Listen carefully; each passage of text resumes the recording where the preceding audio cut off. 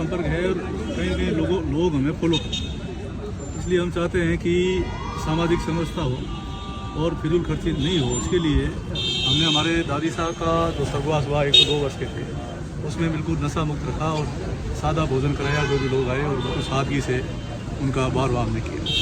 और अभी शादी हुई है बेटे की, मेरा देश बेटा है, तो उस शादी में भी हमने दहेज के लिए उनको मना कर दिया और टीके के लिए भी पहले मना कर दिया था। अभी नशा मुक्त मतलब हमारे समाज में टेबलें लगती है, शराब परोसते हैं, तो वो सारा फिजूल खर्चा हमने बंद कर दिया।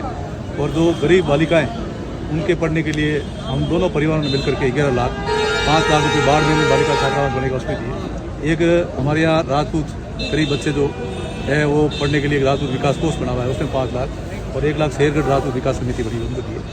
11 लाख रुपये वो भेंट कर दिए। तो ये फिजूल खर्चा जो वैसे ही होता तो पैसा बचा है उसको कहीं न कहीं सदुपयोग हो उसका, और उसमें हमने इसको डोनेट किया है। और मैं आम जनता से भी आह्वान करना चाहता हूँ और हमारे क्षत्रिय संघ के प्रमुख साहब भगवान सिंह जी रोल साहब सर ने कहा कि हमको एक ऐसा कोर्स बनाना है जिसमें 36 कौम की जो गरीब बालिकाएं हैं जो पढ़ नहीं सकती और उनका विवाह संपन्न ढंग से नहीं हो सकता, ये हमारे समाज को आगे आके ऐसा कोर्स बनाना चाहिए। कल ही निर्णय हुआ बाड़मेर में, और ऐसा कोर्स बनाएंगे जिससे 36 कौम की गरीब बच्चियाँ पढ़े, आगे बढ़े और उनका समय पर शादी संपन्न हो। सर ऐसे सामाजिक सरोकार के काम होते रहे और आपस में सामाजिक सुरक्षा के काम हो। तो शादी में भी 36 कौम के जब लोग आए तो एक ही जादम पर बैठ के सबने एक साथ भोजन किया, तो सामाजिक समरसता के संदेश हमसे जाए। तो ये एक पहल थी जो हम लोगों ने मिलकर के की और इसको सबने सराहा भी है और उसका स्वागत है। सर दहेज लोभियों के लिए क्या संदेश देना चाहेंगे आप?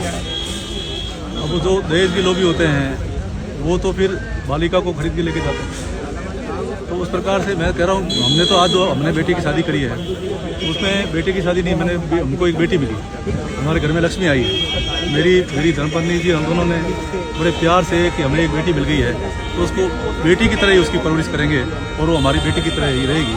तो हमेशा आज 20 साल 22 साल जिस परिवार में पलती है और हमारे भरोसे पर वो हमारे घर आती है, तो हमारी बेटी होती है, उसको उसी सम्मान से घर में रखा जाना चाहिए। उसको बेटी और लक्ष्मी के रूप में पूजा। सर 2 चीज़ें और बाकी है, जैसे एक तो समाज में